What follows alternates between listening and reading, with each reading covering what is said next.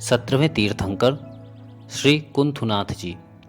इसी जम्बू द्वीप के पूर्व विदेह क्षेत्र में सीता नदी के दक्षिण तट पर एक वत्स नाम का देश है। उसके सुसीमा नगर में सिंहरथ राजा राज्य करता था। वह राजा किसी समय उल्कापात देखकर विरक्त हो गया और विरक्त होकर संयम धारण कर लिया। उसने 11 अंगों का ज्ञान प्राप्त किया तथा 16 कारण भावनाओं द्वारा तीर्थंकर प्रकृति का वंध कर लिया। अंत में समाधि मरण करके सर्वार्थ सिद्धि में अहमिंद्र हो गए। पंच कल्याणक वैभव। कुरुजांगल देश के हस्तिनापुर नगर में कौरव वंशी काश्यप गोत्रीय महाराज सूरसेन राज्य करते थे। उनकी पट्टरानी का नाम श्रीकांता था। उस पतिव्रता देवी ने देवों के द्वारा की हुई रत्न वृष्टि आदि पूजा प्राप्त की थी। श्रावण कृष्ण दशमी के दिन रानी ने सर्वार्थ सिद्धि के अहमिंद्र को गर्भ में धारण किया। उस समय इंद्रों ने आकर भगवान का गर्भ महोत्सव बनाया और माता की पूजा करके स्वस्थान को चले गए। कर्म से नवमास व्यतीत हो जाने पर वैशाख शुक्ला प्रतिपदा के दिन पुत्र रत्न को जन्म दिया। उसी समय इंद्रादि देवगण आए और बालक को सुमेरु पर्वत पर ले जाकर महामहिम जन्माभिषेक महोत्सव करके अलंकारों से अलंकृत किया एवं बालक का नाम कुंथुनाथ रखा। वापस लाकर माता पिता को सौंपकर देवगण स्वस्थान को चले गए। 95,000 वर्ष की को उनकी आयु थी।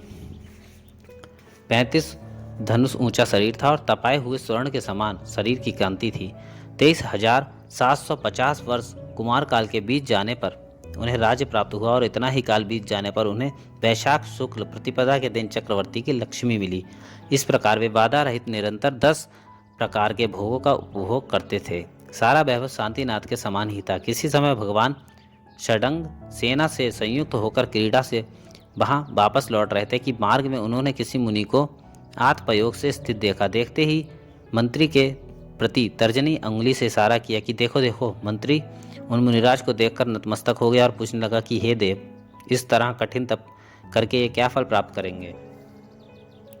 चक्रवर्ती कुंथुनाथ हंसकर कहने लगे कि ये मुनि या तो इसी भव से कर्म काटकर निर्वाण प्राप्त करेंगे या तप के प्रभाव से शाश्वत धाम प्राप्त करेंगे। जो परिग्रह का त्याग नहीं करते वे संसार में ही परिभ्रमण करते रहते हैं। इत्यादि रूप से भगवान ने मंत्री को मोक्ष तथा संसार के कारणों का निरूपण किया। चक्रवर्ती पद के साम्राज्य का उपभोग करते हुए भगवान के 23,750 वर्ष व्यतीत हो गए। किसी समय भगवान को पूर्व भव का स्मरण हो जाने से आत्मज्ञान प्राप्त हो गया और वे भोगों से विरक्त हो गए।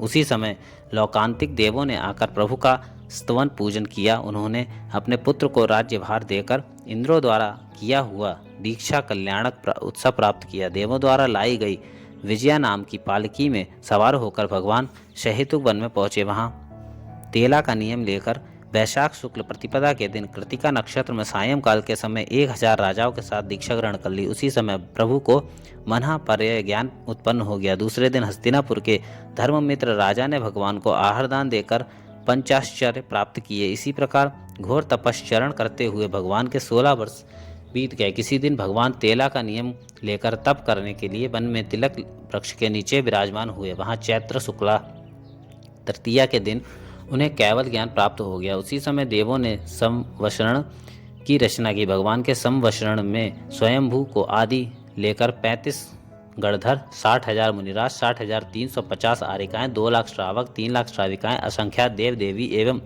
संख्यातों तिर्यंश थे। भगवान दिव्य ध्वनि के द्वारा चिरकाल तक धर्मोपदेश देते हुए विहार करते रहे। भगवान का केवली काल 23,734 वर्ष का था। जब भगवान की आयु 1 मास की शेष रह गई तब वे सम्मेद शिखर पर पहुंचे और प्रतिमा योग धारण कर लिया। वैशाख शुक्ल प्रतिपदा के दिन रात्रि के पूर्व भाग में समस्त कर्मों से रहित नित्य निरंजन सिद्ध पद को प्राप्त हो गए। ये कुंथुनाथ भगवान तीर्थंकर होने के तीसरे भव पहले सिंहरथ राजा थे। मुनि अवस्था में 16 कारण भावनाओं के प्रभाव से तीर्थंकर प्रकृति का वंध कर लिया। पुनः सर्वार्थ सिद्धि में अहमिंद्र हुए।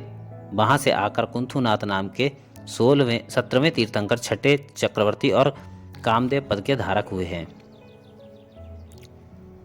तिलोय पन्नति और उत्तर पुराण के अनुसार इन भगवान के भी गर्भ, जन्म, तप और ज्ञान ये चारों कल्याणक हस्तिनापुर में ही हुए हैं। भगवान का गर्भ कल्याणक श्रावण कृष्णा दशमी को हुआ, दीक्षा कल्याणक चैत्र शुक्ला तृतीया को हुआ तथा जन्म केवल ज्ञान और मोक्ष कल्याणक वैशाख शुक्ला प्रतिपदा को हुआ है।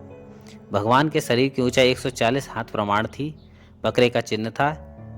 ऐसे 17वें तीर्थंकर कुंथुनाथ भगवान हम और आप सबको शाश्वत सुख प्रदान करें।